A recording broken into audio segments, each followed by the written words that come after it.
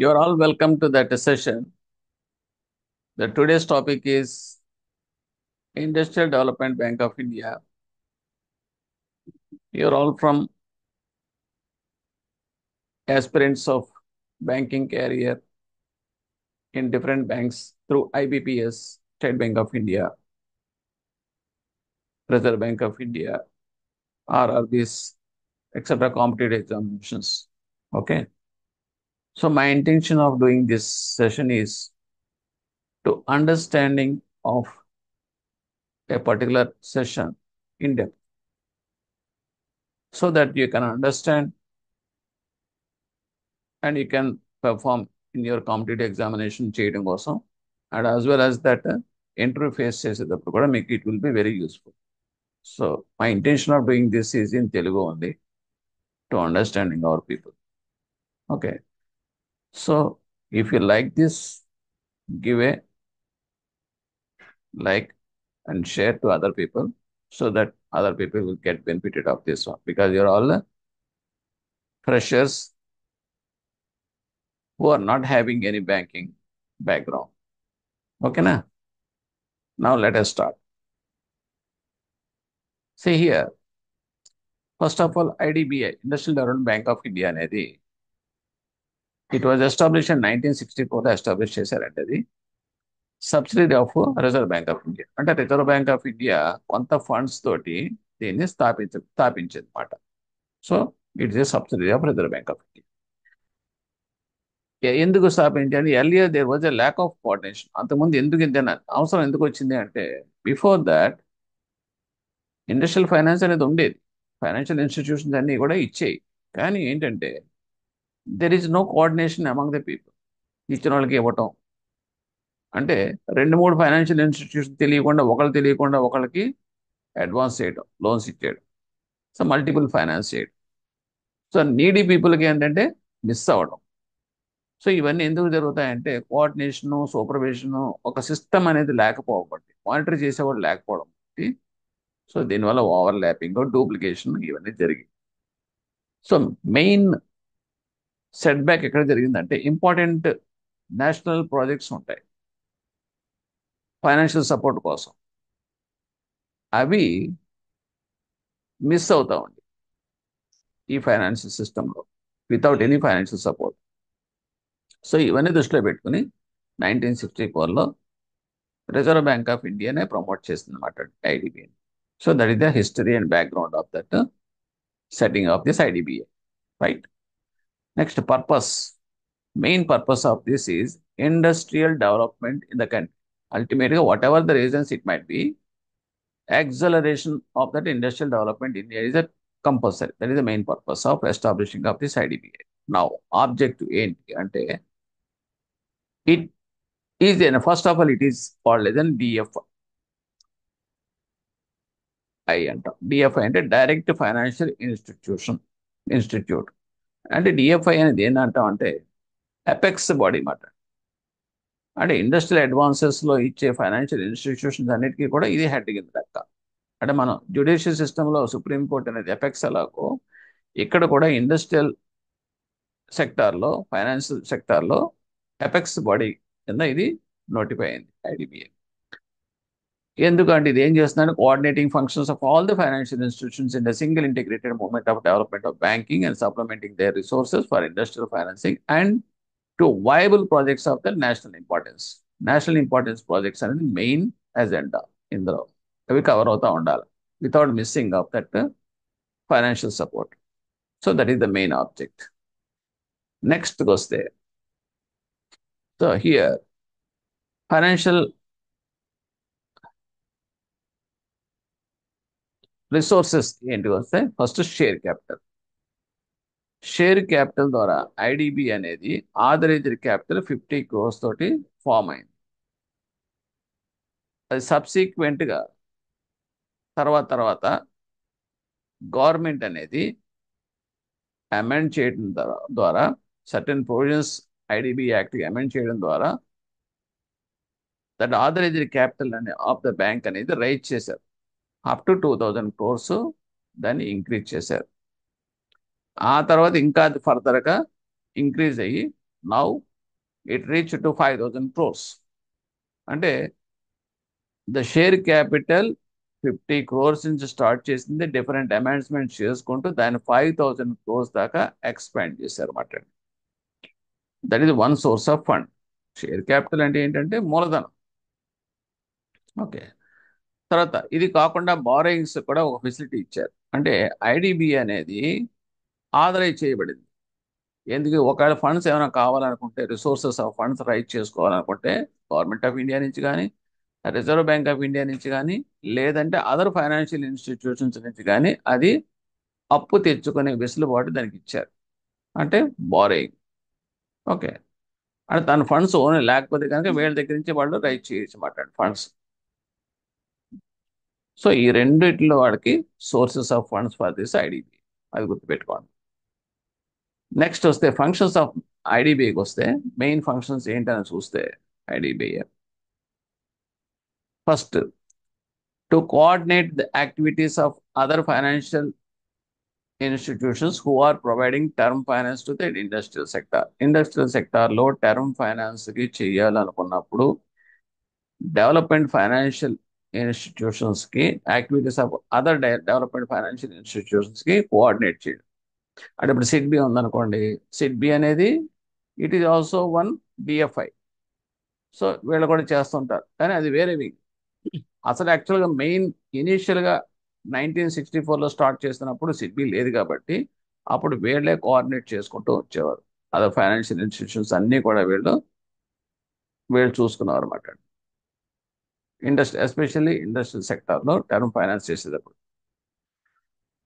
Next function ఏంటి అంటే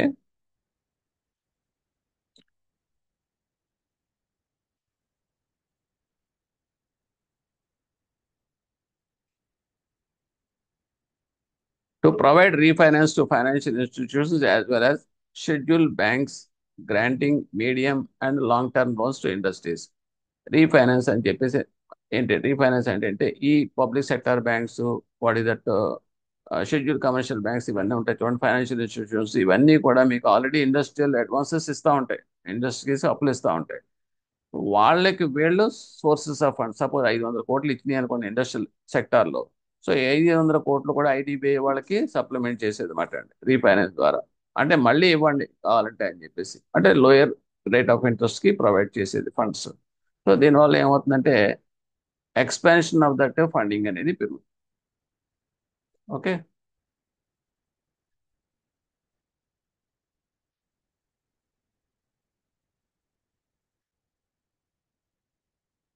next to provide technical and administrative assistance for promotion, management or growth of industry. అంటే technical administration assistance provide చేయడం అంటే ఏంటంటే ఈ ఈ వాట్ ఈస్ దట్ ఇండస్ట్రియల్ గ్రోత్కి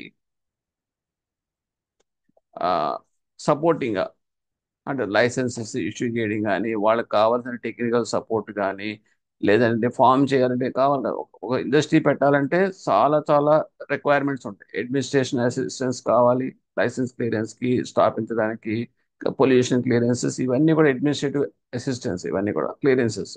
ఇది కాకుండా టెక్నికల్ అంటే మీకు technical, that means what is that installations, ఇవన్నీ కూడా ఈ సపోర్ట్ అంతా కావాలి అంటే కనుక for that promotion, management and growth of industry అన్నిటికీ కూడా ఈ ఐడిబి అనేది ఫంక్షనింగ్ కింద హెల్ప్ చేసేది. తర్వాత to undertake market service and techno economical studies for the development of industries. Suppose కొన్ని డ్రై ఏరియాస్ ఉంటాయి, ఓకే, అక్కడ మనం సర్వే చేసి what industries can be established. అంటే ఇప్పుడు సపోజ్ చుట్టుపక్కల సున్నప్రాయో, లేకపోతే మ్యాంగనీసో, లేకపోతే ఐరన్ దొరుకుతుంది అనుకోండి రా మెటీరియల్ దగ్గరలో, సో దానికి రిలేటెడ్ ఇండస్ట్రీస్ అక్కడ ప్రమోట్ చేయొచ్చు కదా.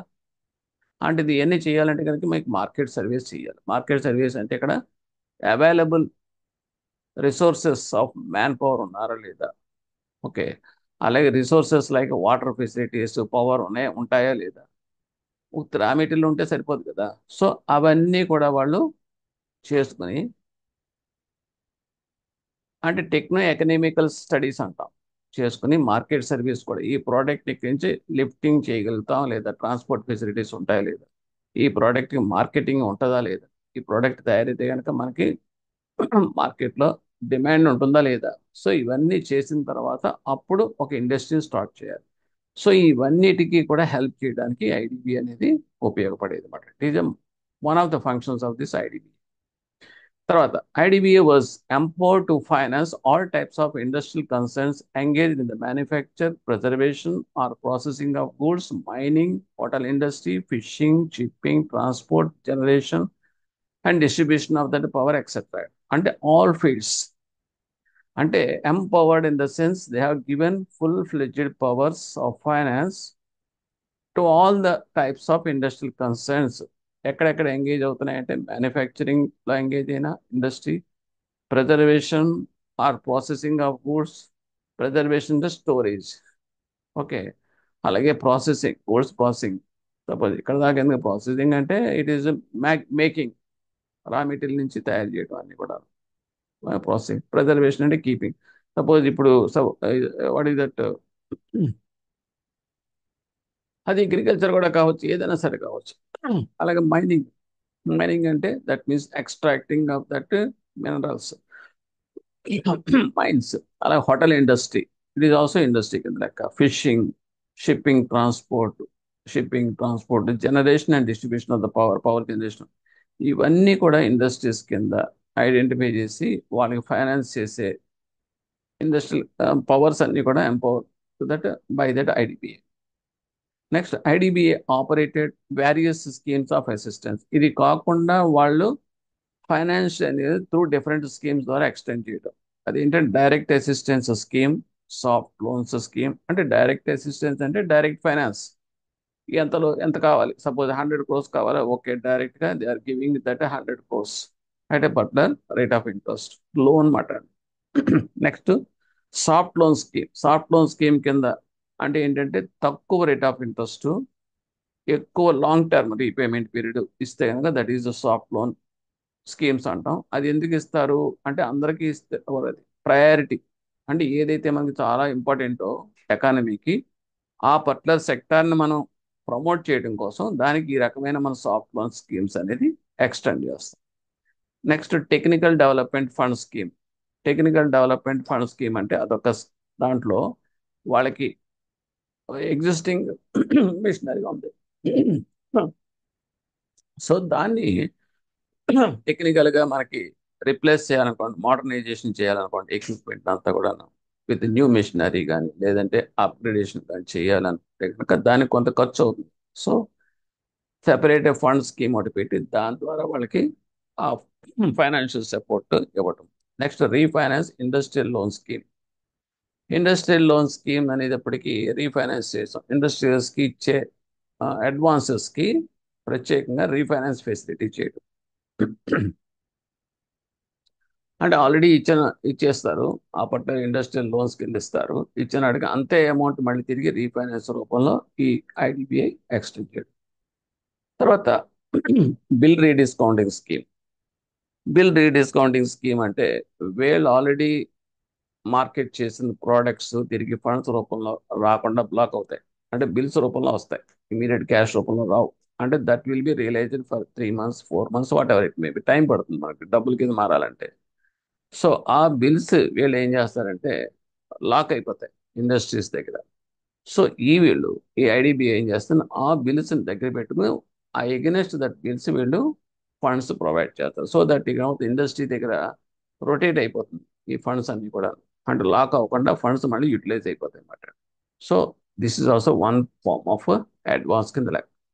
అలాగే seed capital assistance scheme. Seed capital ఇండస్ట్రీకి మినిమం నెట్వర్క్ అంటే ఉండాలి, అంటే బేస్ క్యాపిటల్ అనేది ఉండాలి. అది లేదనుకోండి, మినిమం పెట్టుబడి అంటే తన సొంత ఓన్ ఫండ్స్ కనుక లేవనుకోండి, సో దానికి కూడా వీళ్ళు ఫైనాన్స్ చేస్తారు. సో దాన్ని మనం సీడ్ క్యాపిటల్ అసిస్టెన్స్ స్కీమ్ అంటాం. అలాగే overseas investment finance scheme.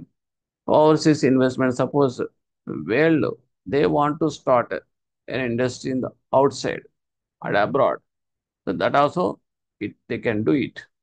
So దీనివల్ల ఏమవుతుందంటే అక్కడ వాడు ఇన్వెస్ట్ చేయాలన్నప్పుడు కూడా by way of finance they can extend this facility to that overseas investment.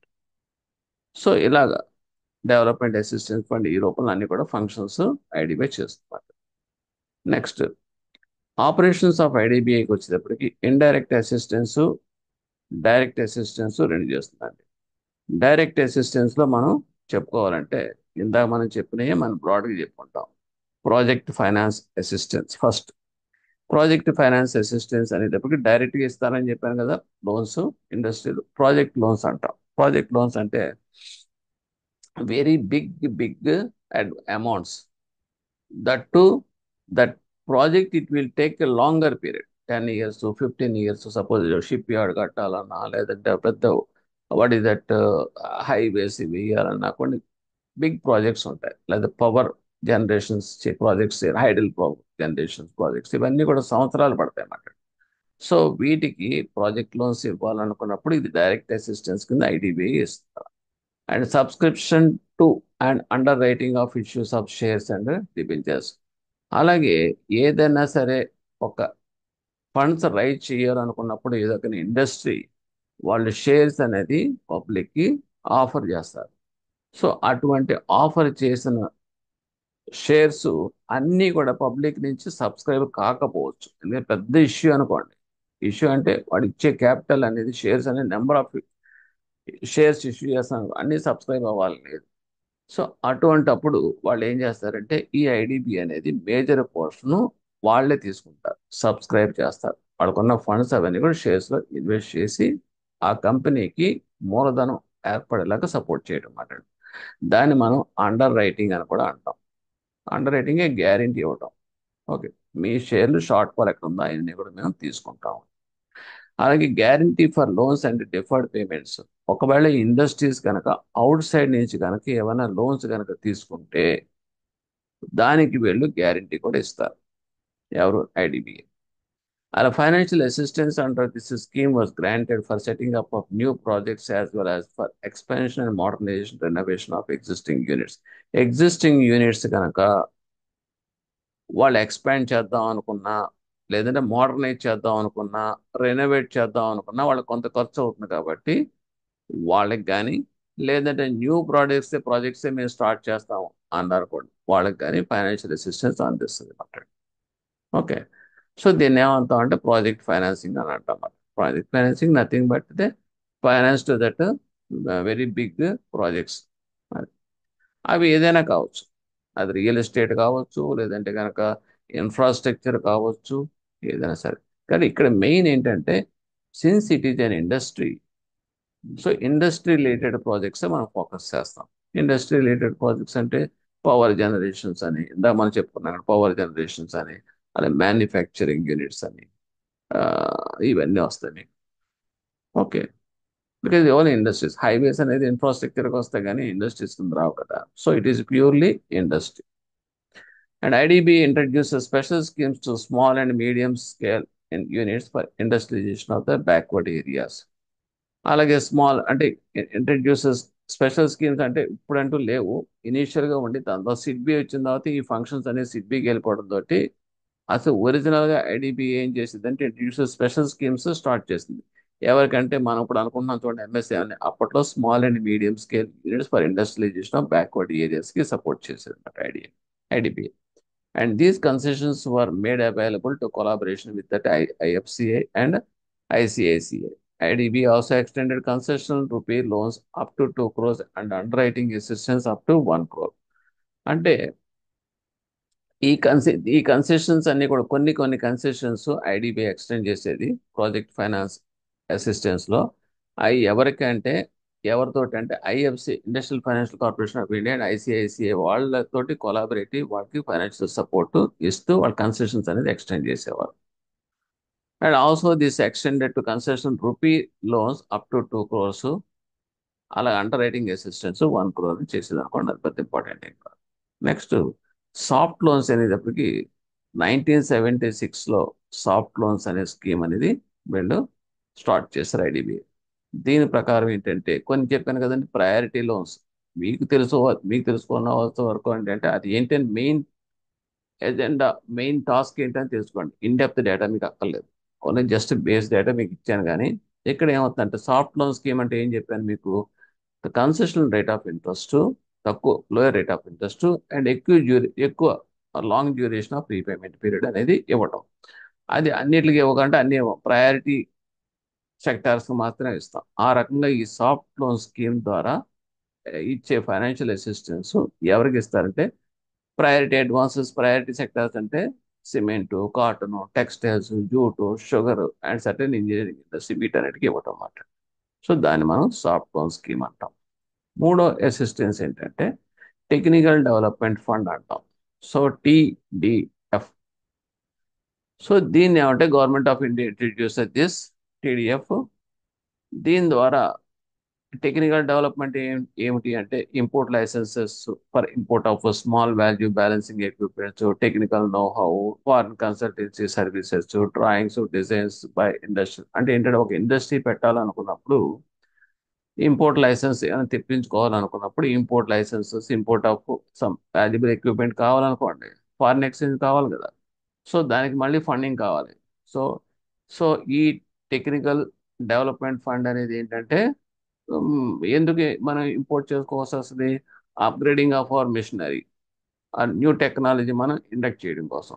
So ఈ రకంగా మనకి కావలసిన ఫండ్ అంతా కూడాను ఈ ఐడిబిఐ ఈ టెక్నికల్ డెవలప్మెంట్ ఫండ్ స్కీమ్ ద్వారా ఇండస్ట్రీస్కి ప్రొవైడ్ చేస్తున్నమాట.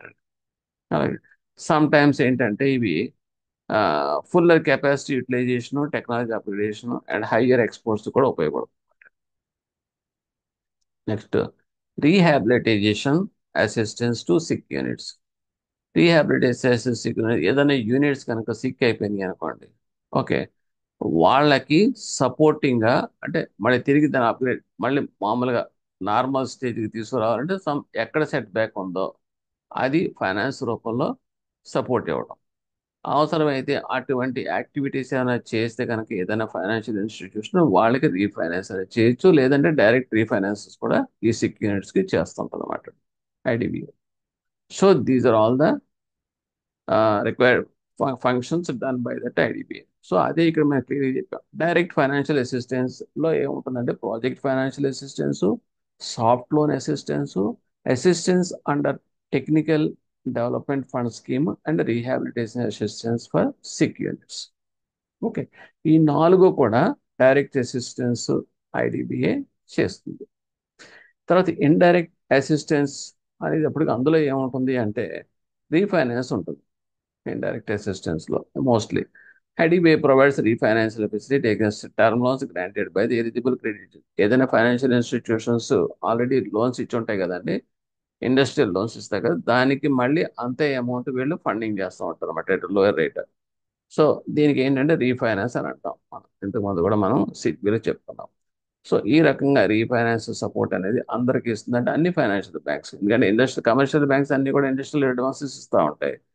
అలాగే ఆర్ఆర్బీస్ ఉన్నాయి, ఆర్ఆర్బీస్ ఇండస్ట్రీస్ ఉంటాం, ఎందుకు ఉండవండి, అగ్రికల్చర్ ఉన్నాయి, అగ్రికల్చర్ సెక్టార్లో ఇండస్ట్రీస్ పెడతాం కదా. ఇప్పుడు మ్యాంగో ఉంది, మ్యాంగో అన్ని కూడా పల్పంతా తీసి మ్యాంగో జ్యూస్ ఇండస్ట్రీ పెట్టచ్చు, పల్ప్ ఇండస్ట్రీ పెట్టచ్చు, లేదంటే కాయిల్ ఇండస్ట్రీ పెట్టచ్చు, కోకోనట్ ఉందంటే కాయిల్ ఇండస్ట్రీ పెట్టచ్చు. సో అగ్రికల్చర్ ప్రోడక్ట్స్ ని మనం డెవలప్ చేయడం కూడా ఇండస్ట్రియలైజేషన్ కింద వస్తుంది అన్నమాట.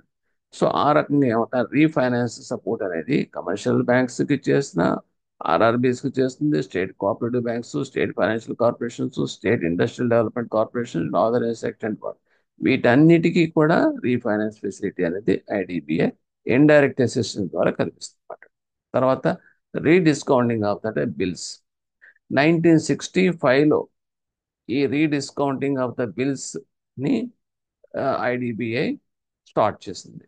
ఓకే, అది ఇండైరెక్ట్ అసిస్టెన్స్ కింద స్టార్ట్ చేసింది. ద పర్పస్ ఏంటి అంటే ఇప్పుడు బిల్స్ ఉన్నాయి, okay, machinery manufacturers and purchases ఏమైనా జరిగినప్పుడు అవన్నీ కూడా మొత్తం టోటల్ అమౌంట్ అనేది వాళ్ళు ఒకేసారి పే చేయడం కుదరదు, చేయలేరు. చేయనప్పుడు ఏమవుతుందంటే వాళ్ళు ప్రామిస్ చేస్తారు. ప్రామిస్ చేయడంటే అవతల కొనుక్కున్న వాడు ఏం చేస్తాడు, నేను విడతల వేరు అంటే ఇన్స్టాల్మెంట్ రూపంలో నీకు ఇస్తాను అని చెప్పేసి వాడు బిల్స్ ఇస్తాడు, రాసిస్తాడు. అంటే ఒక 3 months బిల్స్ అలా ఇస్తూ ఉంటాడు, 5 months బిల్స్, 3 months బిల్స్ అని చెప్పి, అంటే ఇన్స్టాల్మెంట్స్ కింద మాట్లాడు. సో మనకు ఆ టైం అయ్యేటప్పటికి అది ఆటోమేటిక్గా రియలైజ్ అయ్యి మన ఇన్స్టాల్మెంట్ మనకు వస్తుంది అన్నమాట. సో ఈ రకంగా ఏమవుతుందంటే అది ఇండస్ట్రియల్ అదే.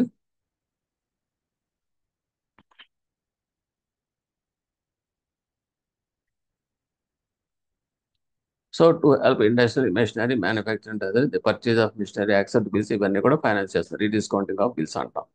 అవి బిల్స్ని కొలాటరల్ ఇచ్చేసి దాని మీద ఫైనాన్స్ చేయడం అన్నమాట. Indirect assistance. నెక్స్ట్ అంటే సీడ్ క్యాపిటల్ అసిస్టెన్స్. ఇదేంటంటే with a view to supporting first generation entrepreneurs. First generation entrepreneurs అంటే ఇనీషియల్గా వాళ్ళు స్టార్ట్ చేయడం అంటే from the beginning new projects మాట్లాడండి. అది ఇన్నోవేటివ్గా ఆలోచించి వాళ్ళంతా కూడాను డైరెక్ట్గా ఇండస్ట్రీ స్టార్ట్ చేయడం అన్నమాట. సో వీళ్ళని ఫస్ట్ జనరేషన్ ఎంటర్ప్రైజెస్ అంటారు. వాళ్ళకి పెట్టుబడి అనేది వాళ్ళ దగ్గర ఉండదు. క్యాపిటల్ అనేది ఉండదు. సో వాళ్ళకి ఓన్ ఫండ్స్ లేవు కాబట్టి ఆ ఓన్ ఫండ్స్ ప్రొవైడ్ చేయడాన్ని మనం seed capital assistance, seed capital అంటాం. ఆ సీడ్ క్యాపిటల్ అనేది ప్రొవైడ్ చేయాలి. ఎలా చేస్తారంటే సీడ్ క్యాపిటల్ అసిస్టెన్స్ స్కీమ్ ద్వారా ఇది ఇండైరెక్ట్ అసిస్టెన్స్ రూపంలో ఐడిబిఐ ఎక్స్టెండ్ చేసేది. సో ఇది కూడా మనకి స్టార్టప్స్ అంటాం. Nowadays we're calling it startups అంటాం. ఓకే. అది అప్పట్లో 1976లో ఆ రకంగా ఆ స్కీమ్ స్టార్ట్ చేశారు. So with this major functions of this IDBI and the broad architecture of this IDBI and it is functions. Okay. Thank you.